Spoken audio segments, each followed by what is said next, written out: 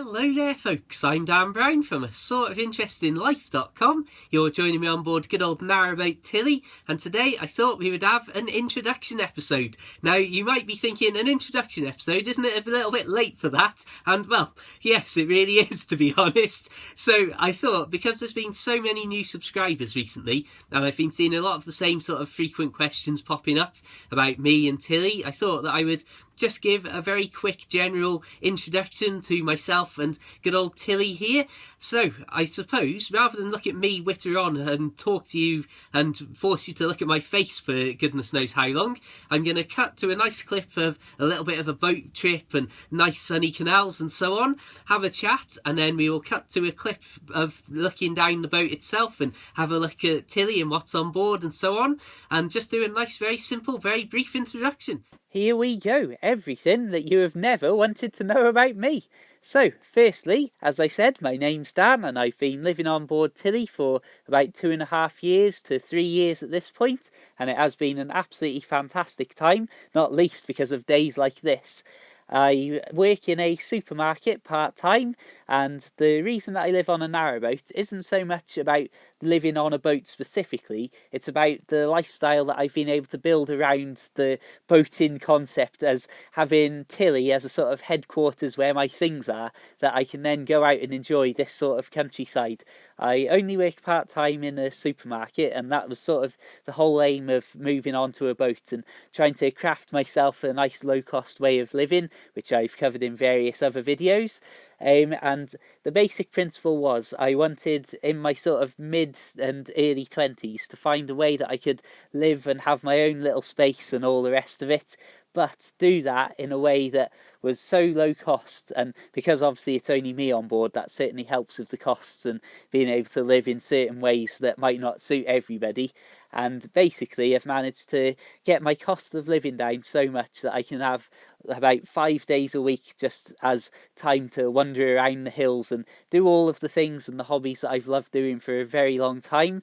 So that's basically walking, biking and kayaking and so on. Of course, boating too.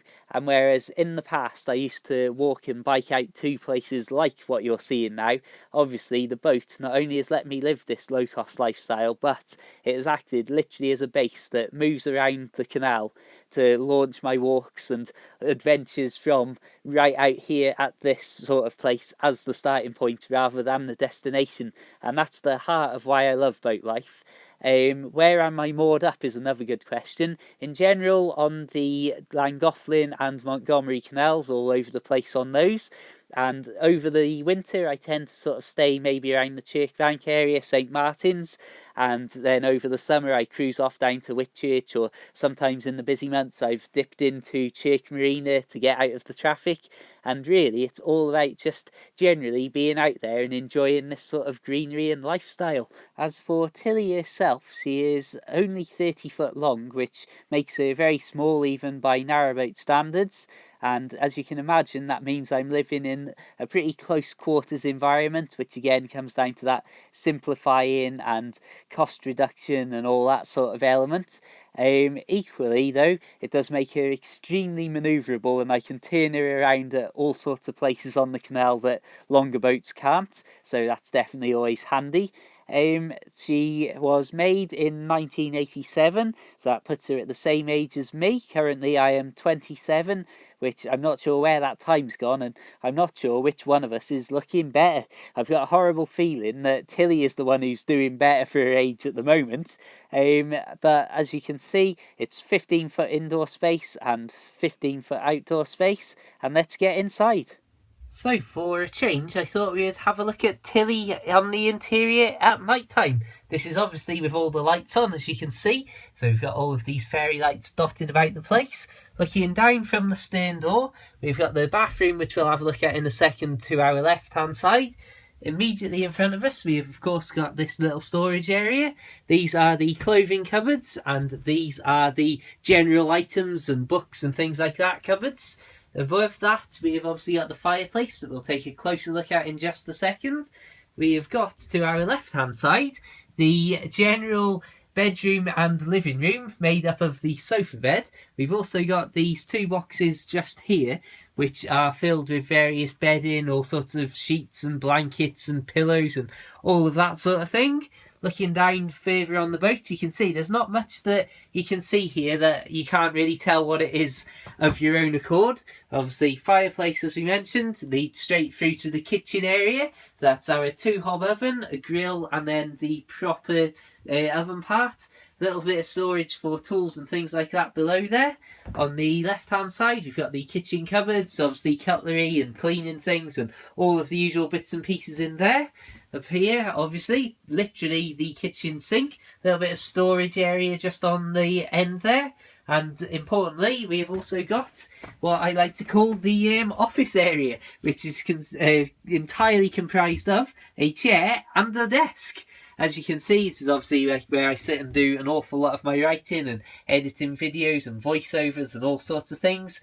One of my favourite features on here is just having those lights just tucked up under there. So when it's all dark on here, they really do give just that nice, you can see just there where they sort of beam the lights directly down. And if we lift up the blind here, I know it's not much of a view, but you can see through here, obviously these are the little stable doors that open up into the bar area, and you would be able to see, in fact, if I switch my light on, you can see I've got my general little boxes that have got wood and all sorts of fuel and things like that for easy access through these doors. So you've got a bag of coal over to the side there. Before we have a look in the bathroom, this is the view that I've seen so many times, sat opposite the fireplace. As I say, it's that bizarre little cylindrical fire that the owner previous to me, or even before then, put on board. Very, very bizarre custom-made thing. It's got rings on the top where you can put a pan sat directly over the flames, and obviously just normal toppings to seal it all up. So that's something that I do thoroughly enjoy, being sat here writing in my diary or sat here listening to podcasts and just generally being lazy. For some reason the camera's making it look extremely dark in the bathroom, so I've got this second light here. So on the back of the door you can see we've got our towels. We've got inside, obviously, your shower head, which runs off the boiler. We've got just what you would expect as well, portable toilet, spare tanks behind the curtain here. Then we've got everything that you would imagine, the aforementioned boiler itself. We've got various bits and pieces, all the toiletries that you would imagine, and a few shelves and toothpaste and what have you. Anyway, that's the general gist of Tilly on the inside. I'd like to just say a huge thank you to everybody who's been supporting me and tuning in recently. It's been incredible to see various days pop over 6,000 views in 24 hours and things like that. Just unbelievable. The normal videos will be resuming next week. It's not all going to be completely random little bits like this.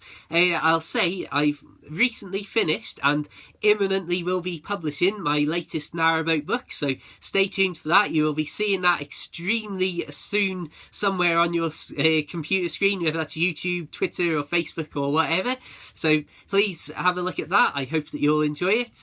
And now that obviously the book is out of the way, I've got a lot more free time to get back to doing these proper videos. So on that note, I'll say thank you very much for tuning in. Feel free, as usual, to subscribe and check out my other videos for loads more boaty things. Feel free to add me personally on Facebook and Twitter, and like the Facebook page for general photos and updates from life on the canal.